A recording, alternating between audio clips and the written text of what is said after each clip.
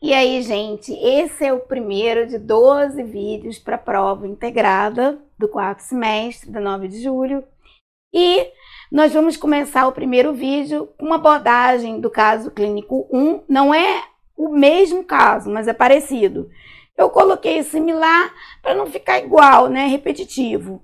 E nesse primeiro vídeo a gente vai abordar fisiopato e fármaco, duas matérias que eu amo. Vamos lá. Nesse caso, os tópicos são hepatopatias, farmacocinética, simpatomiméticos e simpatolítico, introdução à propedêutica, já em outro vídeo, e saúde do trabalhador.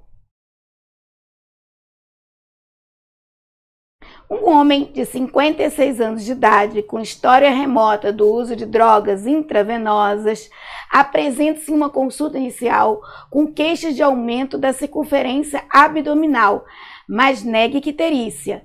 Ele bebe cerca de 2 a 4 taças de vinho ao jantar e lembra-se de ter tido enzimas hepáticas anormais no passado. O exame físico revela telangiectasias e ginecomastias, um fígado firme e palpável, leve esplenomegalia e maciez móvel compatível com a presença de ascite. A função hepática é considerada alterada, com aminotransferases elevadas, aspartato de transaminase 90, alanina aminotransaminase 87. E o paciente é positivo para um anticorpo anti-hepatite B. Apesar do acompanhamento adequado e da aderência às orientações prescritas, o paciente vai a óbito em casa após um episódio de hematêmese maciça, o vômito com sangue. É então encaminhado ao SVO, Serviço de Verificação de Óbito, e os achados macroscópicos mais evidentes na autópsia foram emagrecimento, hipotrofia muscular generalizada, icterícia, ginecomastia e telangiectasias, algumas equimoses e hematomas em membros, ascite e edemas em membros inferiores, cirrose hepática com evidência de circulação colateral porto-caval e edema cerebral. Vamos lá. Fisiopatologia. Explique sucintamente a fisiopatologia da cirrose, nesse caso. Mas a fisiopatologia da cirrose é parecida em quase todos os casos, né? A gente vai ver isso mais à frente. Quais devem ter sido os achados macroscópicos que permitiram o diagnóstico na autópsia do edema cerebral? Explique a fisiopatologia do edema em membros inferiores, baseado na insuficiência hepática desse caso. E a fisiopatologia da ginecomastia e das telangiectasias, nesse caso, é semelhante. Explique a fisiopatologia sucintamente. Gente, a cirrose tem várias causas, como eu coloquei aqui. Hepatite viral crônica, que pode ser de C, B, D coexistente. Hepatopatias alcoólicas, a pessoa pode ser etilista crônico. A pessoa pode ter distúrbios metabólicos, dislipidemia, diabetes 1, diabetes 2, diabetes 2000, entendeu? Síndrome metabólica, síndrome de Cushing, pode dar esteatose e depois degenerar para uma hepatite, se a pessoa não tratar a síndrome de Cushing, não tirar lá o adenoma, ou não tratar se for um tumor de suprarrenal. Doenças hepáticas colestáticas e autoimunes, sim, doenças autoimunes podem destruir o fígado. E o que a gente vai notar é que algumas, a diferença é mais a nível microscópico. Mesmo assim, muitas semelhanças, porque tem a destruição do parênquima hepático e a substituição de tecido normal por tecido fibrótico, né, pelos nódulos regenerativos, né? Obstrução biliar, medicamento. Existem medicamentos que causam hepatites fulminantes. A pessoa realmente pode perder o fígado de uma hora para outra. Existem medicamentos que são altamente tóxicos. Vamos lá.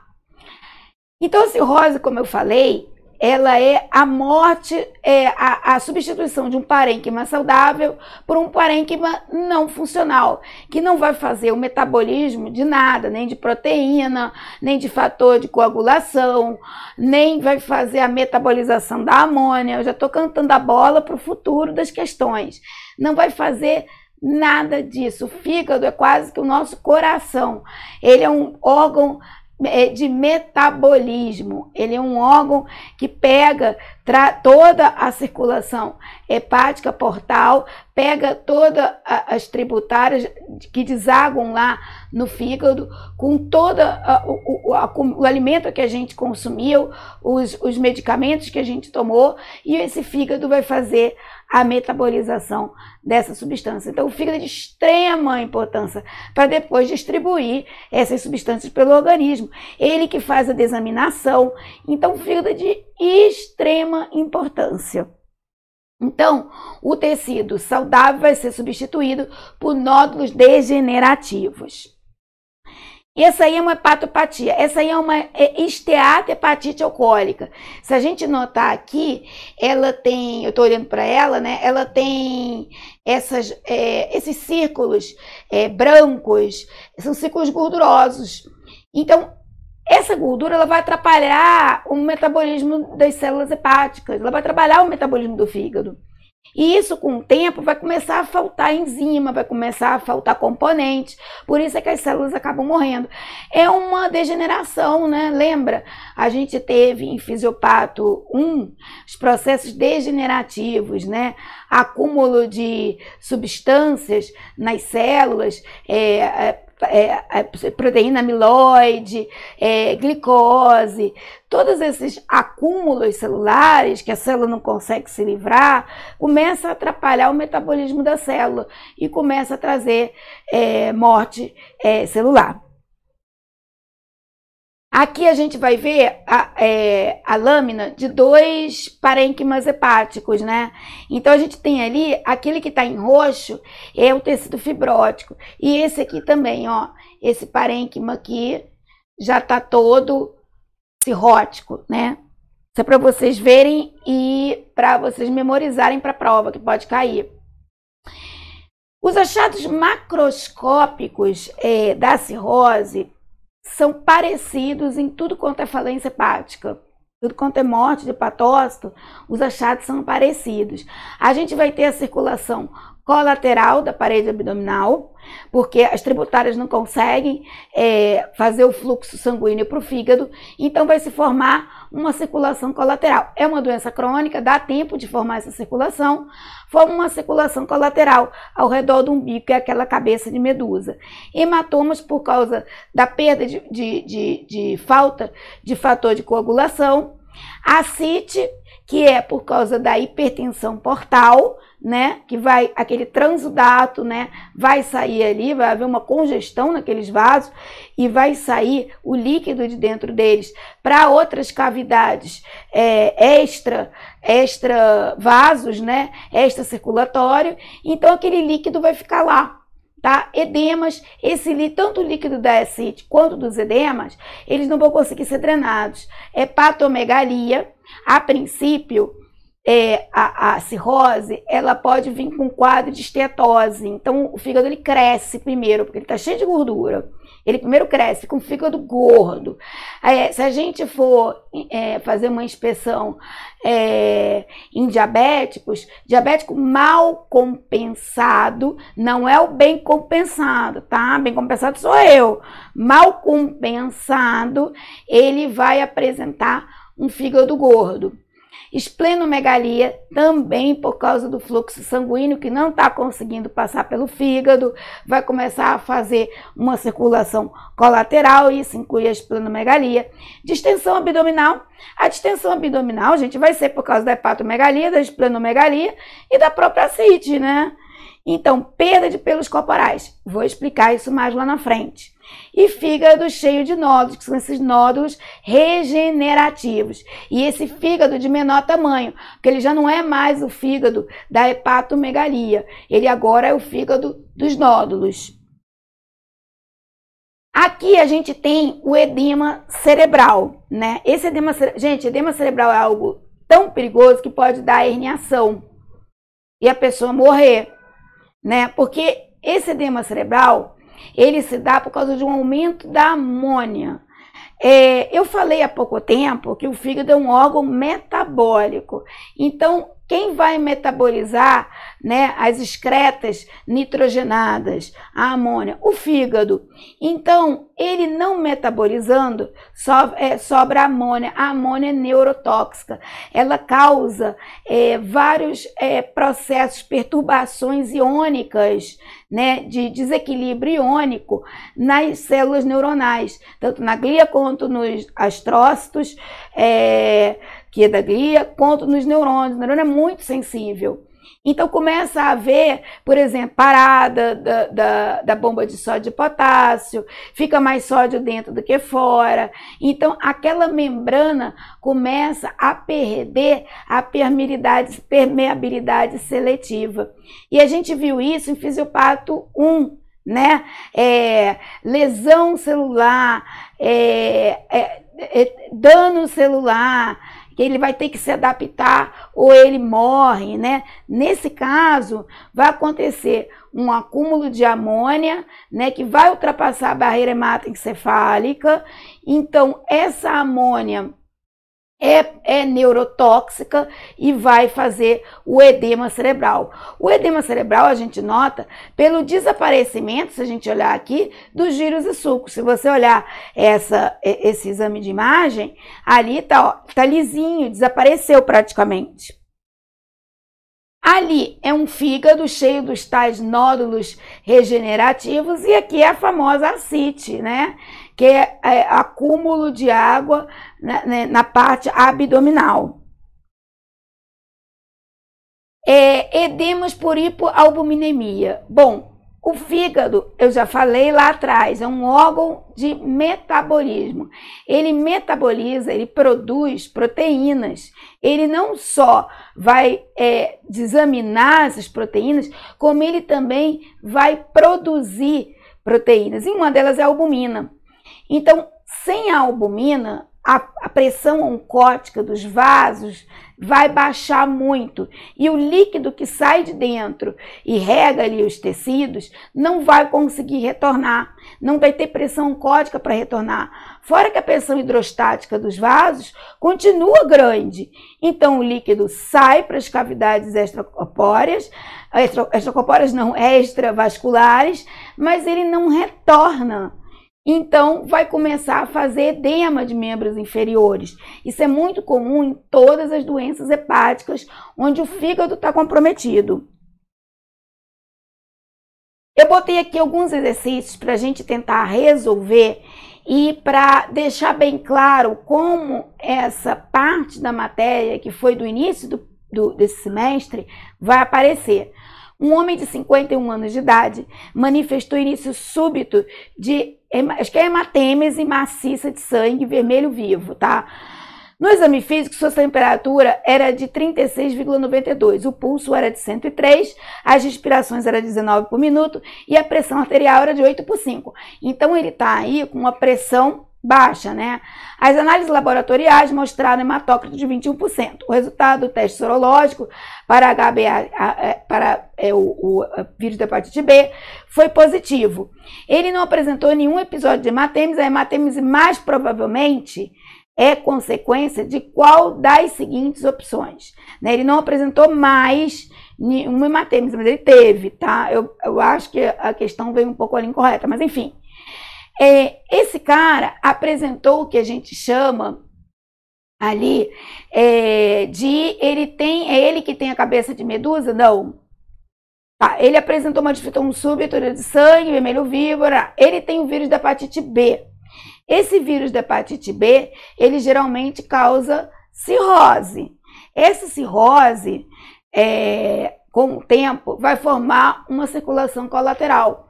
Essa circulação colateral vai dar problemas de congestão em alguns lugares, que vai dar essas varizes, vai dar varizes esofágicas. Isso em todo o trato gastrointestinal, não é só no esôfago que pode acontecer isso. Essas varizes podem dar em todo o trato.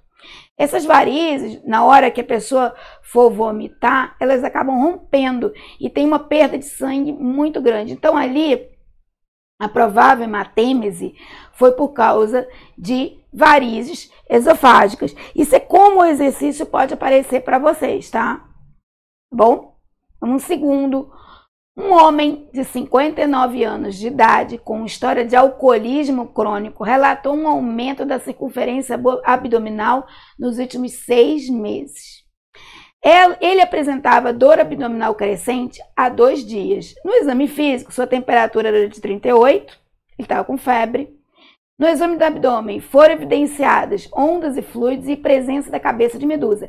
Esse já está mais delimitado que ele tem realmente uma hepatopatia, porque ele tem a cabeça de medusa, que é por causa da circulação colateral, proeminente na pele do abdômen. Existe uma sensibilidade abdominal difusa, uma radiografia abdominal simples, não indicou nenhum ar livre. A paracentese, que é a análise do líquido acítico, rendeu 500 ml de líquido amarelo e turvo. Tá? A coloração gram do fígado mostrou bastões gram-negativo, então é uma bactéria gram-negativa. Qual dos seguintes é o diagnóstico mais provável? Quando você tem ascite, você tem um líquido parado. Líquido parado, assim como água parada da mosquito, líquido parado é um meio de cultura, ainda mais num local quentinho, né, que é o corpo humano, é um meio de cultura para bactéria. E aquela região do peritônio fica muito próxima do intestino, né? Então, aquela região é muito fácil de infeccionar, de haver uma infecção hematogênica ali. Então, o que aconteceu com esse cara? Ele acabou desenvolvendo ali uma infecção, inflamação no peritônio. O diagnóstico mais provável é peritonite bacteriana espontânea, por causa do líquido ali acítico, né, que infeccionou. Gente, a gente ali tá, né, ó, peritonite bacteriana espontânea, o líquido que estava ali parado, Vamos lá. Gente, eu vou começar agora um módulo que eu amo, que é farmaco, tá? Farmaco eu amo. E eu decidi fazer farmaco, lógico, em relação aos casos clínicos que a gente teve, esse caso clínico 1, mas abordando os assuntos que a gente deu na primeira, segunda, terceira semana de aula. Então a gente vai começar com esse aqui, ó.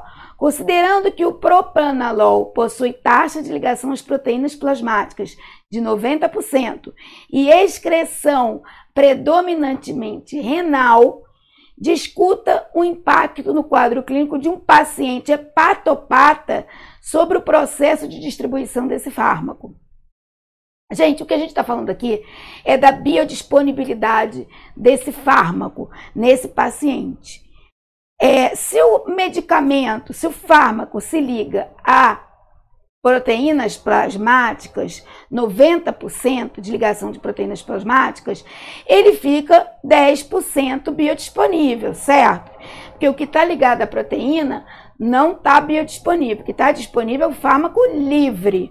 Ligado à proteína não está. Ele pode até se acumular em proteína e depois ele se soltar dessas proteínas. Mas ligado à proteína ele não está livre. Então a gente tem 10% de fármaco livre. Só que, pensem comigo, se essa pessoa é uma hepatopata ou uma renal crônica e ela não tem essas proteínas plasmáticas e esse fármaco não consegue se ligar a 90% desse fármaco, esse fármaco vai estar mais biodisponível. Então é muito fácil você errar a dose em pessoas que são renais crônicas e hepatopatas. E tem mais, se essa pessoa tiver com febre, tiver com alguma infecção, ela vai ter mais proteína que o normal. Então esse fármaco, ele vai estar 95% ligado a proteínas. Ele tem muita atração pela proteína. Então ele vai estar menos biodisponível. Então pensem só, menos proteína, mais fármaco, tá? Mais proteína, menos fármaco. Eles são inversos. Quanto mais proteína, menos fármaco a gente tem. Quanto menos proteína, mais fármaco a gente tem biodisponível. Então, a dose, a gente pode errar muito quando o paciente está com proteínas inflamatórias, porque ele está com alguma infecção. ele pode apresentar baixa proteína sérica, então ele vai ter esse fármaco pouco ligado à proteína, então esse fármaco vai estar em grande quantidade, e um medicamento feito propranolol, ele vai o quê? Vai baixar, vai tirar o sistema simpático mais do que deve. Eu não sei se chega a ter um choque, né, de pouca perfusão, baixar a circulação e tal, mas esse fármaco vai estar em maior quantidade por causa da perda proteica. Então, essa biotransformação hepática, coisas que alteram a nossa biodisponibilidade. Biotransformação hepática de primeira passagem. Isso daí altera a nossa biodisponibilidade do fármaco, né? Solubilidade do fármaco. Esse fármaco, ele é lipofílico ou hidrossolúvel? Instabilidade química e natureza da formulação do próprio fármaco. Altera. Os laboratórios, quando fazem um fármaco, eles já pensam em tudo isso, a dose, tudo é calculada de acordo com as características que esse fármaco vai ter. Mas essa de ficar ligado a 90% do propranolol, e se esse cara é um hepatopata, essa dose do propranolol pode ser tóxica, pode estar em maior quantidade. Essa seria a resposta. Agonistas e antagonistas. Como justificar a piora do quadro asmático em paciente com o uso de propranolol? Explique com base no mecanismo de ação do uso de salbutamol para tratar as crises asmáticas. Bom, a gente tem que pensar o seguinte: o propranolol é um beta-bloqueador. É um beta-bloqueador não específico. Ele vai bloquear receptores adrenérgicos, gente, A1, alfa-1, alfa-2, beta-1, beta-2. Tem outros, mas são esses que a gente está falando aqui. Ele vai piorar esse quadro com propranolol porque ele é beta-bloqueador não específico. Tem beta-bloqueador específico para beta-1. Mas o propranolol, ele bloqueia beta-1, que é no coração, e beta-2, que também tem no coração, mas em menor quantidade. Beta-2, que é no pulmão. Então, se ele bloqueia o sistema simpático no pulmão, ele vai causar espasmo brônquico. Então, você vai ter um espasmo, você vai ter uma diminuição do calibre no pulmão, você vai ter uma respiração pior.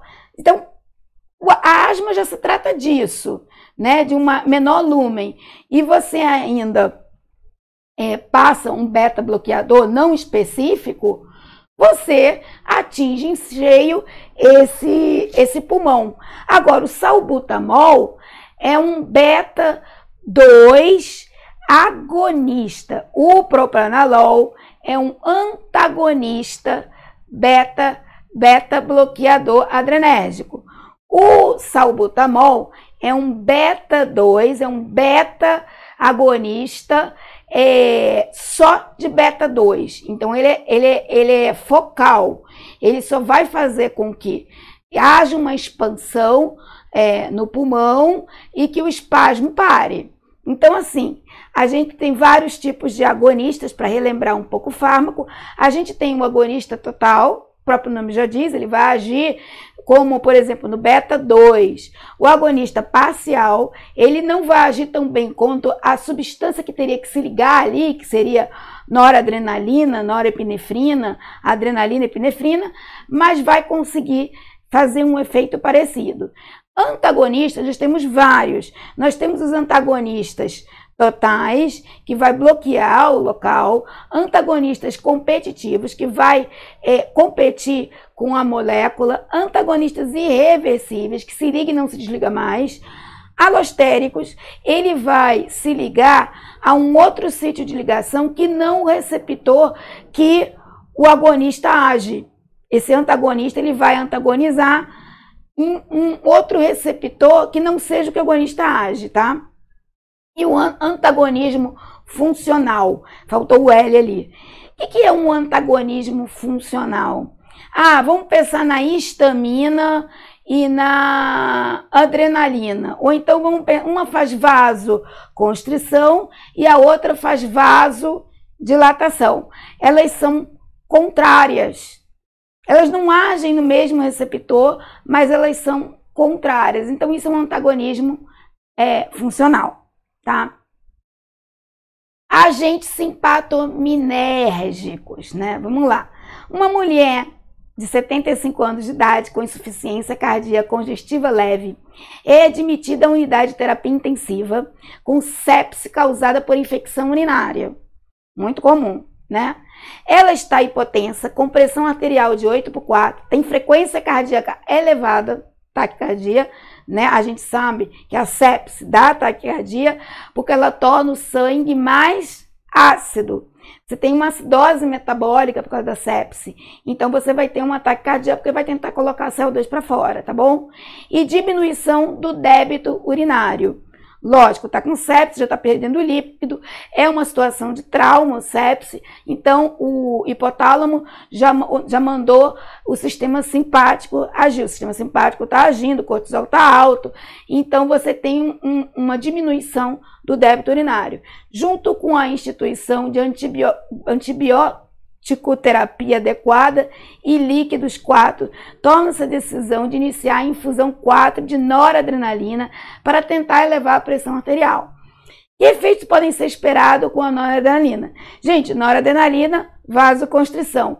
Que receptores mediam esses efeitos? Para fazer vasoconstrição, alfa-1 e beta-1 adrenérgico. A noradrenalina é agonista adrenérgica. Então, ali, ó, quais os efeitos, né? Uma mulher, né? Oligúria, efeito da vasoconstrição, alfa-1 adrenérgico e beta-1 também. Noradrenalina ativa adrenoreceptores, né? Localizados nos vasos sanguíneos e no coração, fazendo uma vasoconstrição potente para elevar a pressão dela, né? Foi dado também uma infusão ali de líquidos para manter a perfusão tecidual numa situação de sepse, né? Vamos lá. Farmacocinética. Vamos aos exercícios de farmacocinética. Qual das seguintes alternativas descreve o efeito de primeira passagem? O que é o efeito de primeira passagem? Gente, a gente tem a farmacocinética. Sabe o que significa farmacocinética? O que o corpo faz com o fármaco. Não é o que o fármaco faz com o corpo. Não é aquele comprimidinho que você toma e a dor de cabeça passa. Não, isso é farmacodinâmica. Farmacocinética, o que o corpo faz com o fármaco. Então, a farmacocinética é o seguinte: você tem a absorção daquele comprimido, vamos supor. Então tá, no momento que você tomou, até a circulação sistêmica é a absorção.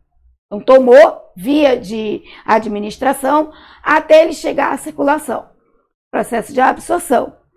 Depois que ele ganhar, se ele for pelo TGI, pelo trato gastrointestinal, ele vai pela cava inferior, vai ganhar a circulação portal e vai passar pelo fígado. No fígado, gente, acontece uma coisa chamada biotransformação. Parte desse remédio, e veja bem, pode acontecer de tudo nessa hora. Ele pode ser biotransformado e uma parte não vai ser biotransformada. Vai continuar o mesmo remédio e vai cair na circulação sistêmica. Outra vai ser biotransformada.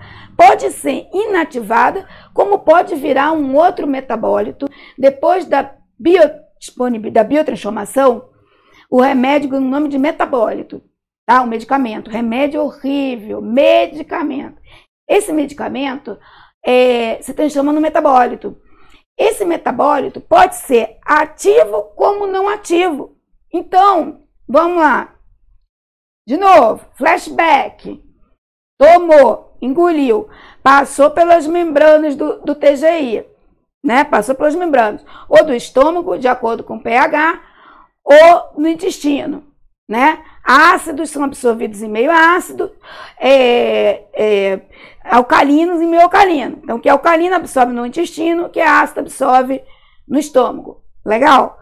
Vai cair na circulação porta-hepática, menos até a parte inicial do reto, menos a parte final. A parte final cai na circulação sistêmica de cara, sem metabolismo de primeira passagem, reto final. Mas caiu no TGI, vai para porta hepática, vai passar pelo fígado. vai passar pelos hepatócitos, vai passar pela biotransformação. Uma parte não vai ser biotransformada, ou tudo vai ser biotransformado, ou um terço vai ser biotransformado e 2/3 não, tendo tudo quanto é gosto. Aí esse fármaco passa por lá. A parte que foi biotransformada pode virar um metabólito inativo e pode virar um metabólito ativo.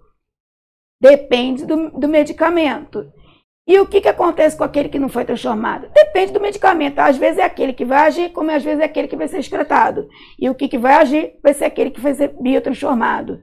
Vocês entenderam? Pode ser que dependa de ele virar um metabólito ativo, ele seja um profármaco. O profármaco é o fármaco que depende da metabolização, da biotransformação, para se transformar no metabólito ativo e agir.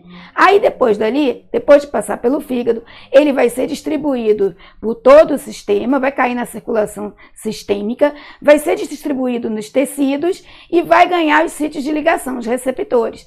Depois ele vai passar novamente pelo fígado. Pode ser que ele vire um metabólito ativo, vire outro metabólito ativo. Pode ser que aquela parte daquele medicamento que passou e o fígado não reparou na existência dele, agora vire um outro metabólito, ativo ou inativo. Então, depende de cada medicamento. Lembrem dos benzodiazepínicos, que ficam às vezes 3, 4 dias na circulação. Primeiro, ele tem uma meia-vida incrível, demora muito para ser metabolizado. Depois ele vira outro medicamento, ele vira outro fármaco e passa mais 2 dias na circulação. Quando você vai ver, você está com um benzodiazepínico há 5 dias, sendo que você tomou um segundo comprimidinho depois de um dia. Olha quem fez isso. Eu. E o que eu tive? Um acúmulo de benzodiazepínico. Isso há muito tempo atrás, quando eu ainda era uma irresponsável e não fazia medicina. Mentira. Foi ano passado, eu fazia medicina e fiz essa merda, tá? Esqueçam. Enfim. Então, esse fármaco, ele vai passar por ali. Isso é o efeito de primeira passagem, que pode causar todos os efeitos. Pode virar um metabólito ativo, um metabólito inativo, pode passar e não acontecer nada. Então, qual das seguintes alternativas descreve o efeito de primeira passagem? Gente, o que acontece com o fármaco quando passa pelo fígado? Ele é biotransformado. Fármaco administrado oralmente é biotransformado pelo fígado antes de entrar na circulação. Ou não, né? Mas essa é a resposta. Tá bom? Absorção e absorção. Era para botar outra coisa aí, ficou 2, tudo bem. A biodisponibilidade de um agente é máxima quando o fármaco tem qual das qualidades? E agora a gente vai falar sobre as membranas celulares. Aquela matéria que a gente teve no ensino médio. Meu Deus, no cursinho ângulo, no poliedro, no etapa, né? No curso da titia Cocota. Então, a membrana celular, gente, ela é lipoproteica. A gente já sabe, o mosaico fluido passa por ela material com mais facilidade lipídico. Então, como é que tem que estar esse fármaco para passar pelas membranas celulares? Lipofílico, altamente lipossolúvel. Altamente ionizado não é, gente. A gente tem canais iônicos que podem colocar um fármaco para dentro. Mas para ele ter uma máxima, né, uma máxima biodisponibilidade, não tem que estar ligado a proteínas plasmáticas, é um absurdo. 100 Daltons é um fármaco enorme. Você vai tomar um comprimido, você vai querer que ele passe pela tua membrana, que é micro. Não adianta, né? Então, assim, molécula grande não passa. Então, é um fármaco altamente lipossolúvel. Interações. Amo. Eu amo. Olha, eu tô até pensando qual a especialidade, depois vocês podem me dar uma dica, qual a especialidade que eu pego, porque eu amo fármaco. Vamos lá. Um fármaco M é injetado por via 4 em um indivíduo de laboratório. Percebe-se uma elevada ligação com as proteínas do soro. Qual dos itens adiante será mais propenso a ser aumentado como resultado? Bom, Gente, vamos pensar em interação medicamentosa aí, tá? Essa questão, ela pode deixar dúvida, mas vamos pensar a nível de interação. Você tomou 2 fármacos, tá? Tomou 2 fármacos, um fármaco A e um fármaco B. Todos esses 2 fármacos se ligam à mesma proteína plasmática. Vamos botar albumina, eles ligam. Todos 2 têm uma concentração baseada na ligação deles com a albumina. Não é o fármaco livre, é baseado na ligação dele com a albumina. Se esse tem que se ligar na albumina, que está lá no teu plasma, e esse também. Quando você toma, sabe, 2 criaturas não ocupam o mesmo espaço, todos 2 vão competir pela proteína plasmática.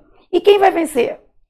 O que tiver mais atração, que render mais ligações com ela, tiver mais atração, assim como na vida, assim como nos crushes, né, crush, sei lá. Então, tiver mais atração. E aí o que acontece? O que vai acontecer com o outro, que não vai estar ligado à proteína? Vai ficar em grande quantidade. Então, isso daí se chama interação medicamentosa. Você pode ter interação medicamentosa variada. Quer ver outra?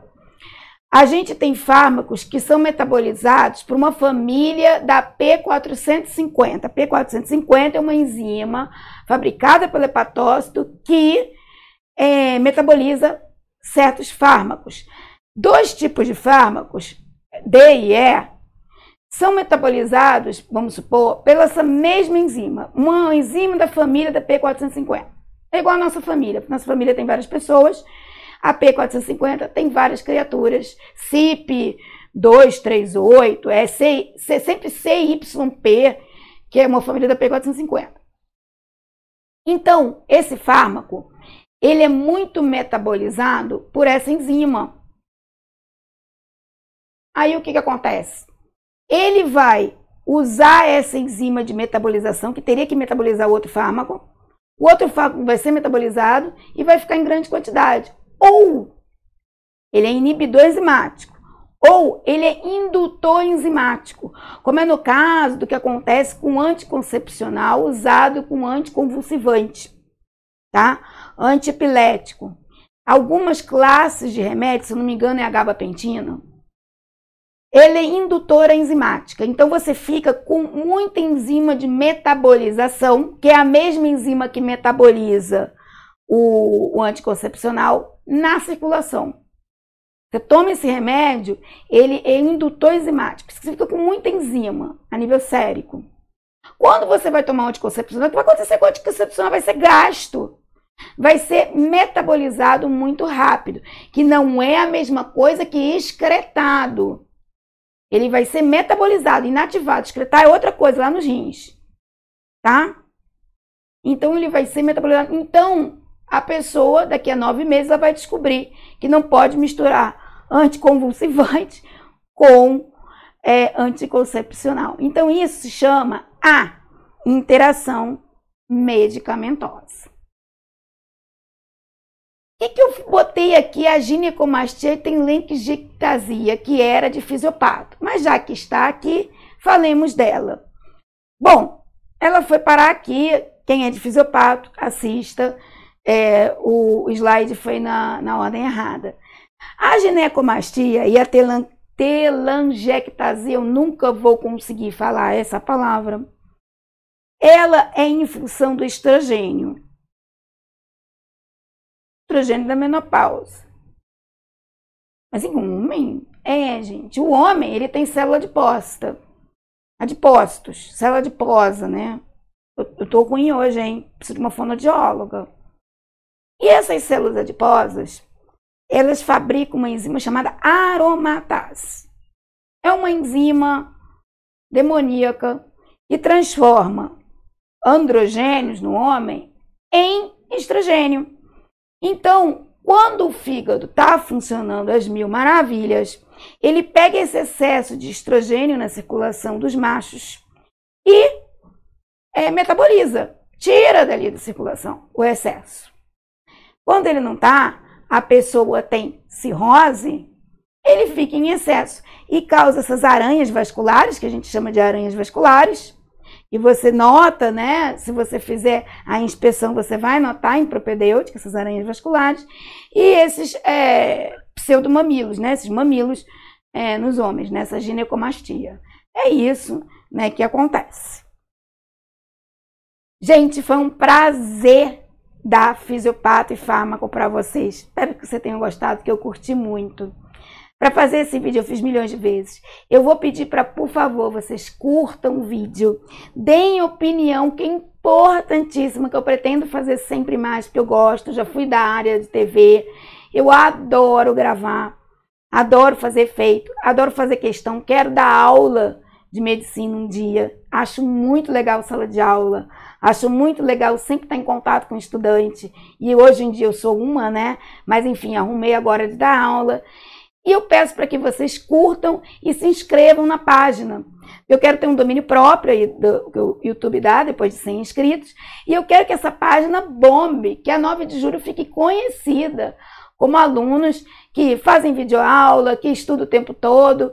E, né, cada vez melhor, uma faculdade excelente. Amo isso aqui. E eu espero que eu tenha ajudado vocês e ajudado vocês a entrar de férias. Boa tarde.